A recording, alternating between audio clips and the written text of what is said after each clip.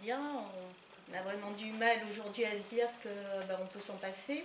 Et du coup, à travers ça, quand on a des accidents de vie ou même quand on n'en a pas, on peut se retrouver quand même dans une situation un peu de relation difficile vis-à-vis de l'argent qui va nous prendre la tête. Et voilà, dans mon entreprise, fréquemment j'étais confrontée à des salariés qui étaient en mal-être aussi sur leur poste de travail parce que problème financier à côté. Donc l'idée c'était de travailler ces aspects-là pour que nos salariés se sentent aussi mieux au quotidien en venant bosser, quoi. Donc cette expérience je l'ai trouvée assez sympathique et je me suis dit il y a certainement quelque chose à faire dans ce territoire dans lequel j'arrive que je ne connais pas. Et la première des choses, et donc je vous entendais parler, donc je me suis reconnue dans tout un tas d'expressions que vous avez citées, puisque c'est vrai que j'ai fait une étude de marché quand je suis arrivée là en me disant comment je pourrais monter quelque chose, une structure, quelle serait cette structure, comment je la conçois, est-ce que c'est plutôt une entreprise, est-ce que c'est plutôt une association, pourquoi, etc. Donc je me suis posé toutes ces questions-là. Donc je suis partie sur du papier blanc au départ. Et j'ai cherché, parce que ça faisait un moment que j'habitais Bordeaux auparavant, donc je cherchais tout ce qui concernait l'économie sociale solidaire parce que je me retrouvais dans cette thématique-là. Et je me suis dit, oui, c'est là-dedans que j'ai envie de développer ces actions et voir quel type de structure je pourrais monter. Donc dans l'économie sociale solidaire, j'avais quoi là, comme possibilité? J'avais en termes de statut le coopératif que vous avez cité, donc le mutualiste, mais bon, ça ne correspondait pas à une petite structure telle que je l'envisageais, ou l'associatif. Et donc j'ai cherché ici le dispositif local d'accompagnement. Donc j'avais cherché sur internet économie sociale solidaire, comment monter une structure, etc. Et voilà. Donc, donc le dispositif local d'accompagnement que j'ai trouvé, il y en avait deux sur Pau. Donc, et donc il y avait l'INSTEP ou SPE 64. Donc j'ai appelé SPE 64 en premier, mais je leur ai dit voilà, j'ai un projet, je souhaiterais vous en parler. Donc j'avais écrit mon projet. J'avais quand même pris le temps, sur les 6 premiers mois que j'ai passés ici, de me poser à écrire en fait le projet que j'avais envisagé, à quel type de public il me semblait que ce projet correspondait, qu'est-ce que j'avais envie de proposer comme service au travers de ce projet-là. Voilà. Et donc j'ai présenté ce projet écrit, et là, la personne que j'ai rencontrée me dit vous êtes complètement dans l'économie sociale solidaire, c'est un projet d'intérêt général.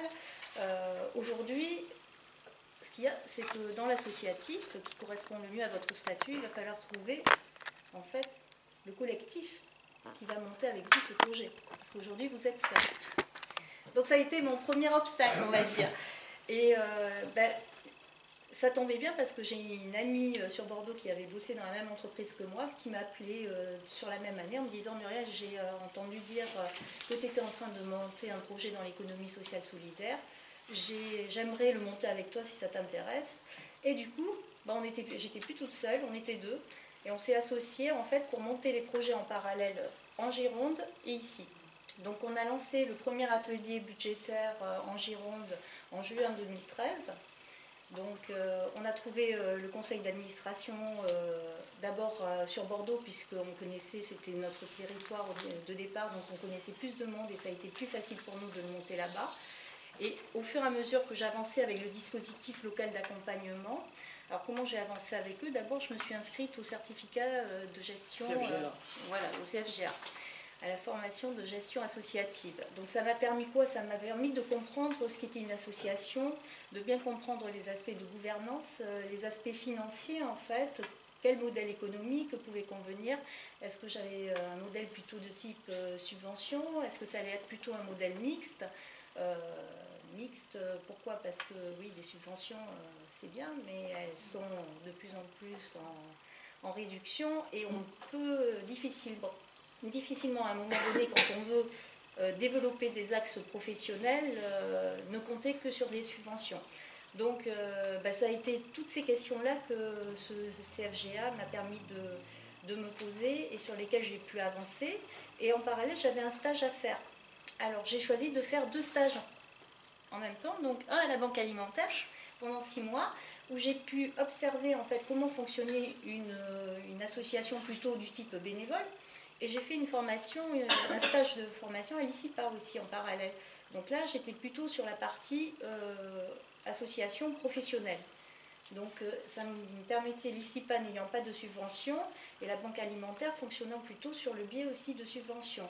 Alors ça me permettait de voir les modèles économiques, les structurations des associations, et aussi d'avoir du recul en me disant qu'est-ce qui correspondait mieux à l'atelier budgétaire que je voudrais monter. Et donc, s'il y a des questions... Pour ceux qui connaissent Henri Bernard Lapeyre, qui est décédé depuis 2 ans maintenant, 2 ans et demi, il a intégré le conseil d'administration de l'atelier budgétaire et je sais qu'il vous a beaucoup aidé. Donc, oui, voilà. Oui, Henri, ça a été une très belle rencontre. Oui, parce qu'au départ, quand on connaît personne, qu'est-ce qu'on fait? Alors, on fait des listes, voilà, on fait des listes de structures, de personnes, de collectivités qui pourraient intéresser une structure comme celle-là. Dans le DLA, j'avais quand même...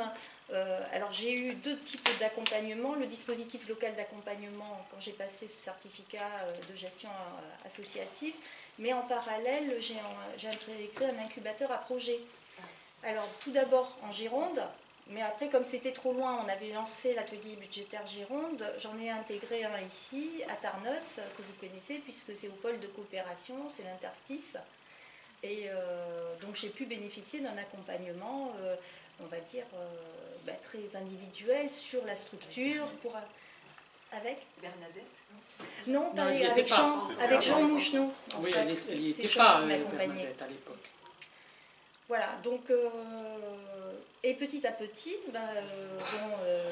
je suis restée inscrite au Pôle emploi pendant 2 ans, avant de pouvoir créer